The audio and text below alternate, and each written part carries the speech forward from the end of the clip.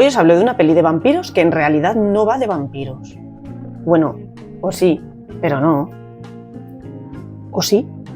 Hoy hablamos de Los Pecadores, dirigida por Ryan Coogler, director de Creed y Black Panther. Protagonizada por Michael B. Jordan, al que conoceréis por Creed, Miles Keaton, cantante norteamericano, Hailee Steinfeld, protagonista de Ojo de Halcón, y Jack O'Connell de This Is England, entre otros. Este vídeo va a contener spoilers, así que si aún no has visto la película, guárdatelo para cuando vuelvas del cine. En plenos años 30, dos hermanos gemelos procedentes de Mississippi vuelven a su pueblo natal para abrir un negocio donde el blues es el principal protagonista. Están intentando huir de un pasado problemático y dejarlo atrás, pero no saben que lo que está por llegar es aún peor. Algunos habréis oído que esta película es una peli sobre vampiros y de hecho la publicidad puede que os la haya vendido así, pero no os dejéis engañar por las apariencias. La trama encierra cosas aún más profundas. Es una metáfora gigantesca de cómo el pueblo negro fue perseguido, fue deshumanizado y fue esclavizado, utilizando la figura tradicional del vampiro como símbolo de la opresión.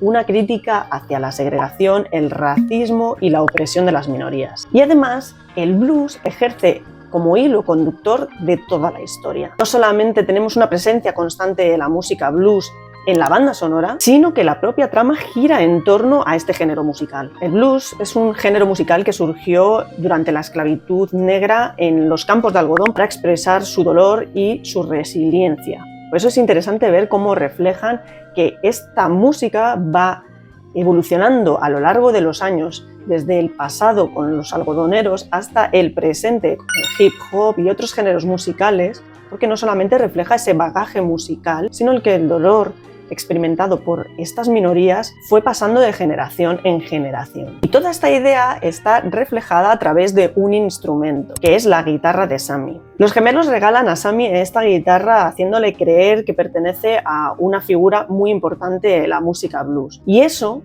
es lo que hace que Sammy consiga el arrojo suficiente no solamente para escapar de una tónica de opresión bajo su familia, sino de la propia sociedad. Quiere un papel muchísimo más importante incluso cuando se desvela que no pertenecía a ese gran músico, sino al propio padre de los gemelos. Una persona muy tirana que maltrataba a sus hijos se convierte en un arma de liberación, subvertiendo todo ese mensaje de opresión. Y una vez él sabe que esa guitarra no pertenece a quien creía pertenecer, decide quedarse con el mástil. Con este detalle afirma una vez más que su identidad no depende de un linaje, sino de su propia decisión. Y de hecho hay una escena en la que vemos cómo Sammy sostiene el mástil de la guitarra junto a una cruz cristiana. Y esto se muestra como una crítica hacia la religión, que en esta historia se presenta como perpetuando la segregación y disfrazándola de protección. El pastor no deja de actuar como transmisor del miedo y del conformismo. La guitarra, que es un símbolo pagano creado por los oprimidos,